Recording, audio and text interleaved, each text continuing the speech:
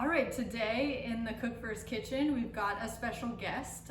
Katie Gorley is with us. She is a baker and a grain nerd and a farmer, and we're so pleased to have her here to make cookies for us.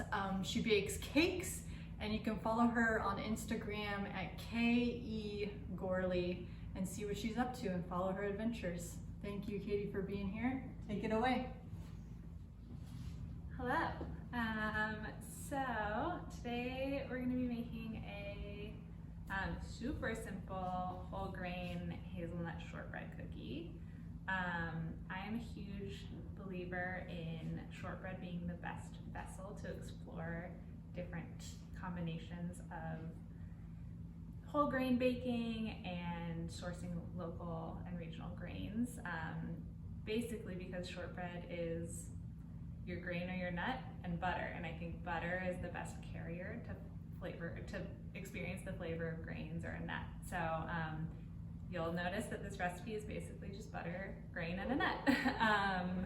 And this is a recipe that I thought about bringing to y'all today because one thing I've worked a lot on as a baker in translating my love of our Oregon landscapes and our regionally available food supply is thinking about how to replace almonds in recipes.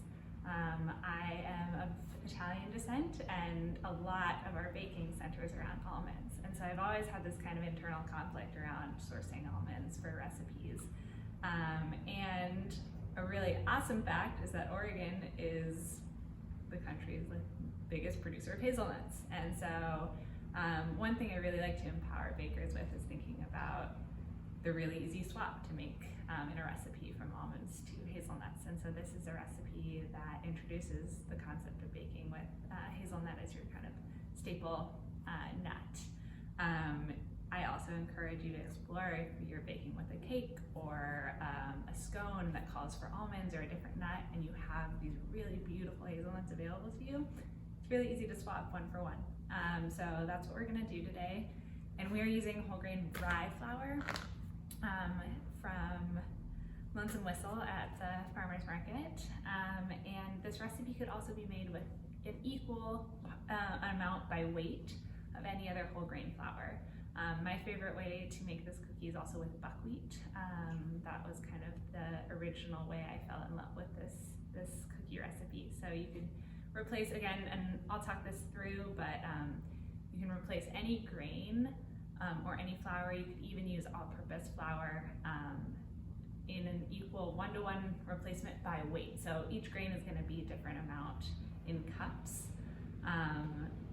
that it is in a weight. So that's why this recipe originally is all given by weights. But I'll talk through converting it to cups later. So we're going to just get started with weighing out our dry ingredients, which is going to be hazelnuts, rye flour, sugar, and salt, and that's it. So we've got our hazelnuts first, and we're going to start with 186 grams. Another really easy way to remember this recipe without even having to write it down is it's equal parts nut and flour and equal parts sugar and butter. That's it. So lots of very simple math. So we're gonna get 186 grams of nuts weighed out here.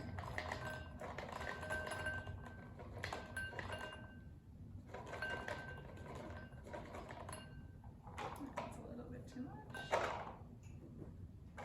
And,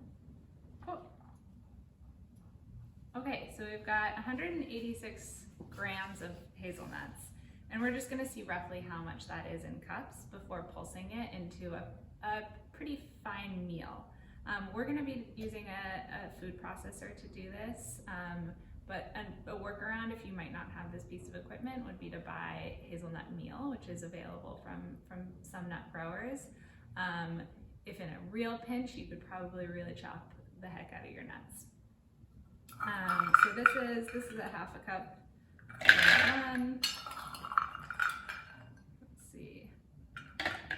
Yeah, I would say it is about a cup and a half of nuts. And you can be a little forgiving.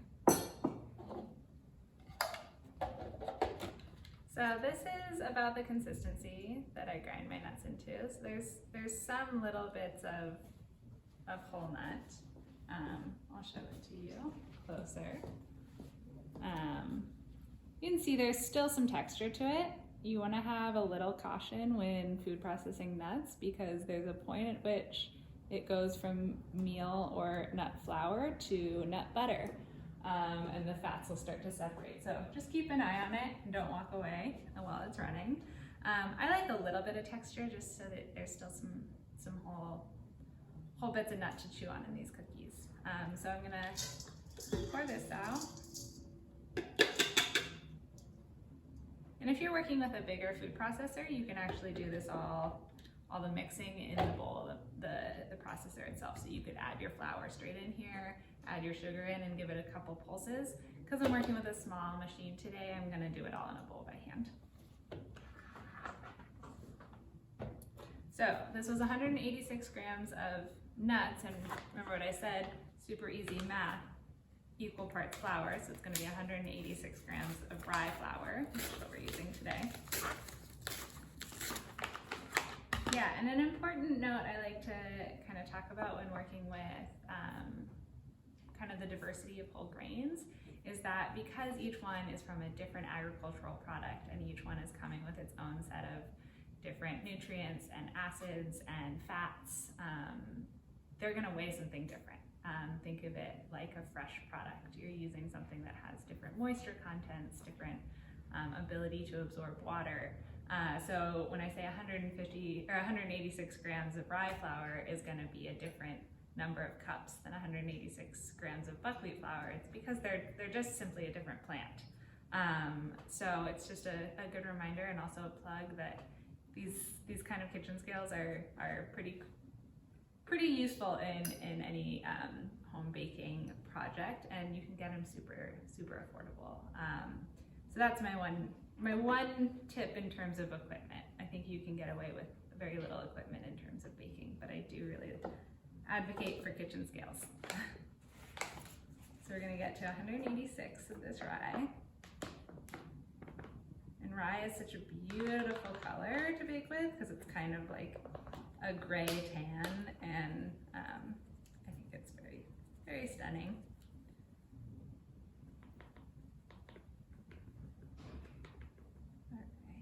We're almost there. Another tip if you want to get really fancy with rye flour is I sometimes like to toast it, which brings a whole different flavor to any baked goods. I think that toasting flour or grains is kind of a sleeper hit in the kitchen. So for example, I just made a cake that had toasted spelt flour in it. So all you do is spread your flour out on a baking sheet and toast it until it is kind of brown on top, and then use it the same as you would in any recipe. You might want to add a tablespoon more or so of liquid because when you toast something, it evaporates all the moisture out of it. But it's pretty easy to just swap into a recipe, and it adds a whole new complexity of flavor. So this is 186 grams of rye flour. And we're gonna see roughly how much that is in cups again. I'm just gonna kind of scoop, actually I'm gonna take a spoon. One way I learned when I was first starting to bake that if you're not using a scale, it's a lot better to spoon your flour into your measuring cup rather than scoop and level. It's just always gonna be a little bit more accurate in terms of measurement. All right, so we've got about a cup now, and I'm gonna estimate that the rest of this is about another half a cup. So that was also about a cup and a half of rye flour. All right, so we've got rye flour and hazelnuts in the bowl, and we are gonna add a teaspoon of salt. I like salt in my cookies, so I added a little more than a teaspoon. And then we are going to weigh out our sugar. And this is going to be 130 grams.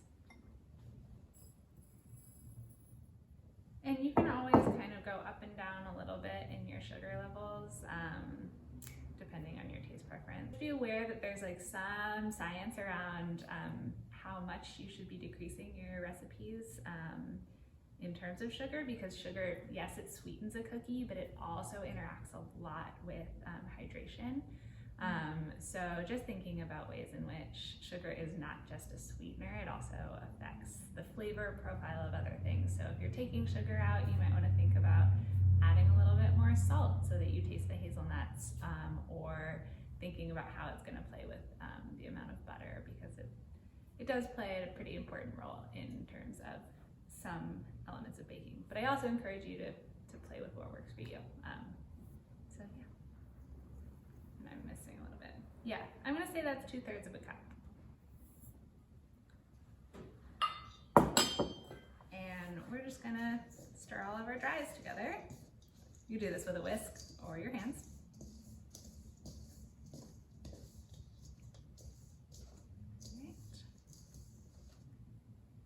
And last thing is going to be our butter. So remember what I said, there's kind of an easy equation for these cookies is equal parts nuts and grain, equal parts sugar and butter. So we want 186 grams grain and nut, 130 grams butter and sugar. All right, so we're gonna weigh out our butter. And this is some like really gorgeous cultured butter. I'm using unsalted butter from the farmer's market. Use any unsalted butter you have. I love baking with cultured butter. But if you have salted butter on hand, you could totally use that and just omit the salt from the recipe. You'll just have a little less control over your salty levels. So my goal is to get to 130 grams of this butter. So we're gonna weigh it out. 137. It's not my first rodeo.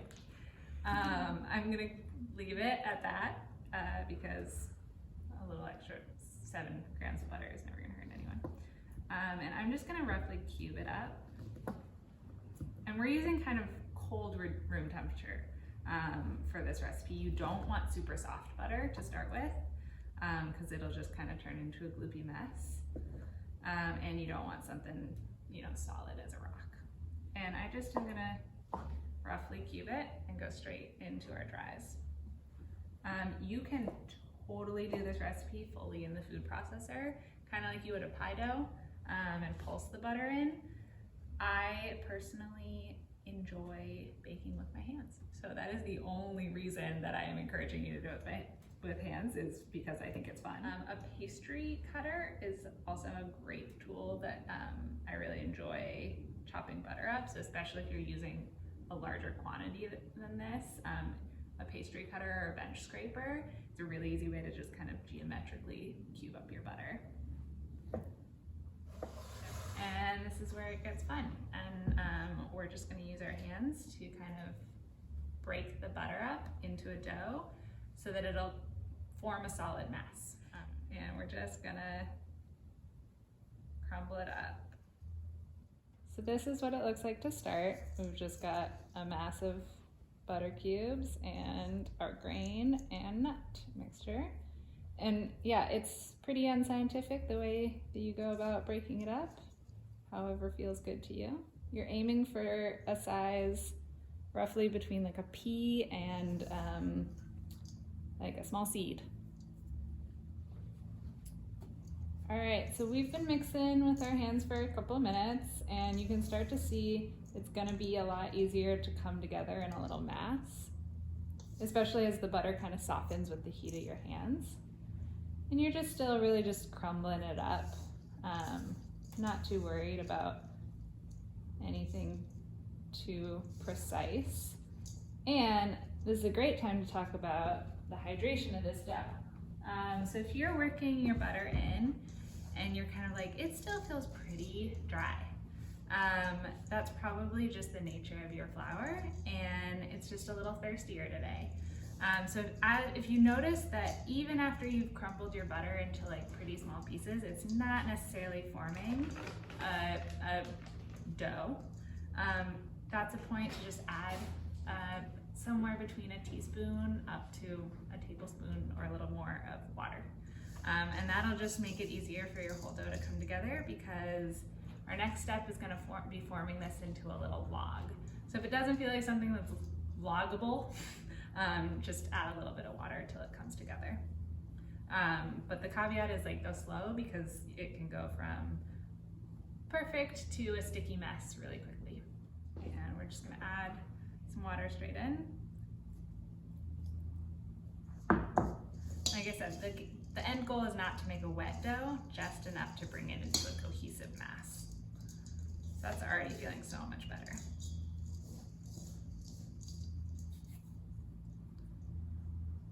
This will also depend on how finely ground your nuts were. If they're a little bit coarser, it's just going to be harder to come together, so it might need a little bit more water. So Katie, if you were adding these ingredients into a food processor, what would you be looking for, keeping an eye on, either sound or visual, to know that it might need a little bit more water?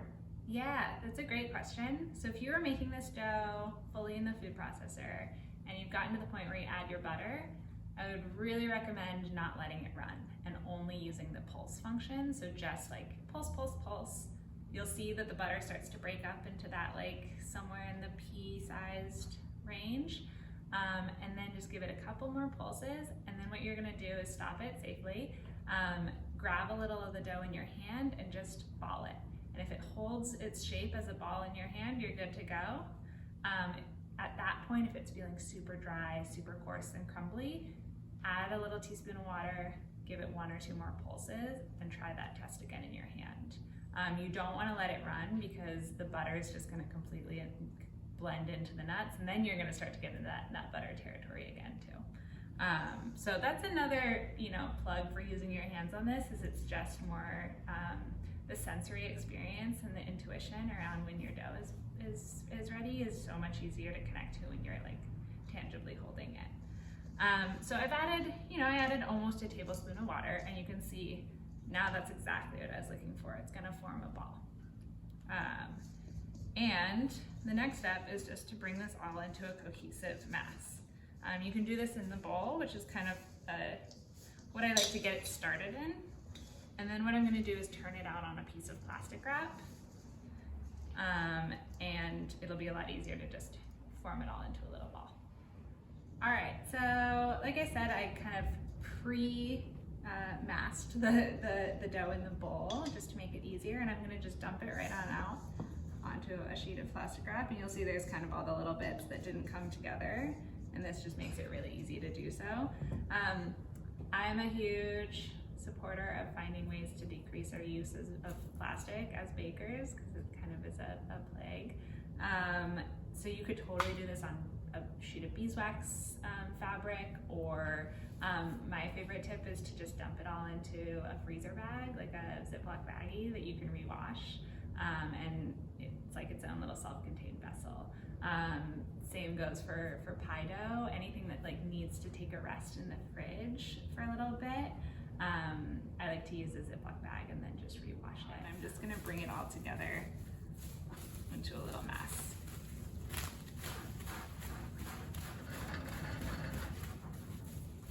And you can kind of use the table to your advantage to bring it all together. You have it, a little cookie dough ball, and it's just going to take a little nap in the fridge for probably a minimum of a half an hour, just to let the butter and grain and nuts all kind of come together, get to know each other, have a little chat. And one thing I totally forgot to mention is that when you're at the stage of adding all your dry ingredients, that's totally a time that if you want to feel fun about spices or flavors, you could do whatever you want. Depending on the grain or nut you're using, think about what tastes good with them. I think that this hazelnut and rye flavor stands really great on its own, but could definitely withstand, a teaspoon, maybe even 2 teaspoons of cinnamon or ginger or something warm and sweet and comforting. So I totally encourage you at the dry ingredient stage to explore with flavors. You could add a splash of vanilla extract or a different extract that you have. Just be careful with liquid add-ins, as they are going to influence the moisture content. So if you're going to add a little vanilla, you probably aren't going to need that teaspoon of water that I added. So this is going to just go in the fridge, and we're going to get ready to bake in a little bit. All right, so while the dough is taking a rest in the fridge, I'm going to preheat the oven to 350 degrees. The dough can totally hang out overnight or longer, depending on your schedule and when you want to bake. But a little bit ahead of time, before you are ready to portion out your cookies, you're going to preheat your oven. All right, so when you're ready to bake, your oven's preheating and your dough has rested in the fridge. It's time to portion them out. And you can do this in a handful of different ways with this recipe, depending on your preference, depending how big you want your cookies. I've found that it's easier to just use some sort of scoop. You could use a tablespoon, you could use a dinner spoon, and just kind of scoop it and form them into little balls. These aren't cookies that are gonna change their shape. So basically, like, the shape that you put them on the baking sheet is the shape they're gonna come out of the oven in. And another way you could do it, you could roll this into a log and slice it and kind of form them that way. All a matter of personal preference. Because of the nuts, it's a little bit harder to roll and cut this dough. Totally doable. You just would want to work with like a pretty floured surface and not get it too thin, because they'll just totally crumble. So I'm going to use a scoop. We're going to unwrap our plastic wrap. And if it's been in the fridge for a real long time, maybe overnight or a couple days, I would give it a good 15-20 minutes out on the counter to come up to temp just a little bit. Otherwise, you're going to be scooping into like ice cream. So I'm just going to take a little bit of dough, and you use the back of your hand to press it into your scoop. And I kind of pull away any scraggly bits. And then I'm just going to roll it into a little ball and press it flat in my hand. Really, that's it. I like them as kind of 1 or 2 bite cookies. These ones, something nice to have after a dinner that's not super filling. But you could totally make them bigger if you wanted something big enough to decorate with icing or something like that. So I lined this baking sheet with parchment paper, and that is another one of those areas where if you're looking to reduce single-use ingredient or supplies in baking, you don't necessarily need to use a piece of parchment paper. I also am a huge proponent of reusing a sheet of parchment paper a handful of times. You can, until it starts to get really brittle from baking too many times, you can reuse it as many times as you want. And you could also invest in a slip mat, which is something that is a washable kind of non-stick surface that you put on a baking sheet. And that way you aren't throwing away pieces of parchment paper each time you bake. Also, these cookies aren't super at risk of sticking because they're pretty self-contained. So you could 100% get away with not using anything if you really wanted to get wild. Sometimes I kind of like form these like a little patty in the crux of my thumb and index finger. I've just found that it kind of rounds out the edges nicely. But you'll find whatever rhythm that feels good to make these cookies for yourself.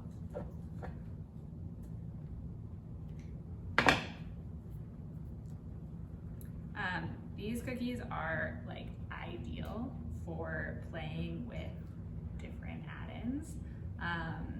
So at this stage, you could totally take your thumb and put a little indent. Sometimes it cracks a little bit. And then you've got a thumbprint cookie that you can fill with jam. You could put chocolate chip right there, a little chunk of shredded, like kind of like a shard of dark chocolate bar is something I really love to do right there. You could bake them and not fill the little thumb indent until they come out of the oven, and put a scoop of lemon curd, any curd. Yeah, they're really, really flexible. And another thing you can do is make them a little thinner, and you've got a perfect platform for a sandwich cookie. So after you come out of the oven, fill this with a buttercream, some sort of delicious chocolate ganache, and smush them together, and they're super perfect for that. I think the thumbprint cookie is one of my favorite ways to make these. All right, so we've got our cookies portioned out, and like I said, these aren't really going anywhere once they're in the oven. They're not really gonna spread, they're not gonna puff up, so you can crowd them pretty close together, and this is pretty much the shape they're gonna come out of the oven with. I mentioned this earlier, I'm a salt fan in baked goods, so I'm gonna finish them just with a little bit of flaky salt, because I think most things are made better by that. You could also do this with coarse sugar if you were a little bit more on the sweet side.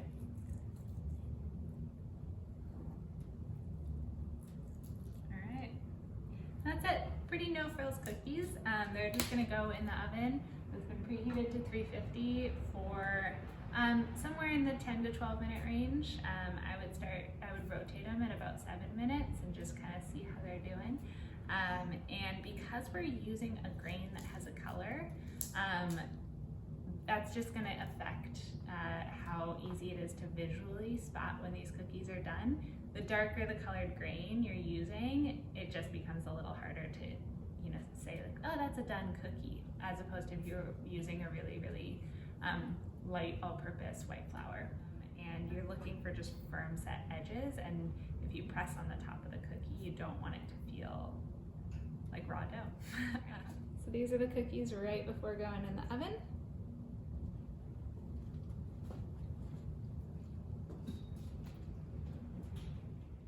All right, so these cookies have been in for about 12 minutes, maybe closer to 13. I'm not very scientific when it comes to timing in baking, so that's a fault of mine. But we're gonna take these out. You can smell when they're getting super toasty and ready to be done. And also the timing is gonna depend a little bit on how thick you make your cookies. The bigger they are, the longer they're gonna take. So you can tell they've got a little bit of color, especially on the nuts here on the top. They're starting to brown. And one way I like to test with a cookie that has a little bit more color to the grain in the first place, because they're not gonna be immediately recognizable as done, is to give a little bottom check. And you can see it started to get a little bit of that caramelization. I have baker's hands, so I can touch extremely hot cookies. You might want to use a spatula for that move. And these are good to go. They'll still be a little soft to the touch, and they're just gonna kind of firm up as they cool. So there's gonna be a little bit of residual baking that goes on, and then as the butter kind of re-solidifies, they're still gonna crisp up. So don't be too worried if there's still a little bit of give when you take them out. But other than that, they're ready to go. They smell so good. And as you can tell, they're not like the most elaborate looking cookies, but they're super delicious, super simple, and really easy to make, and really easy to customize. So that's it. All right, we've got Katie's delicious hazelnut and rye flour cookies, pretty fresh out of the oven. They've cooled down. Little 2 or 3 or maybe even 1 bite cookie. It's delicious.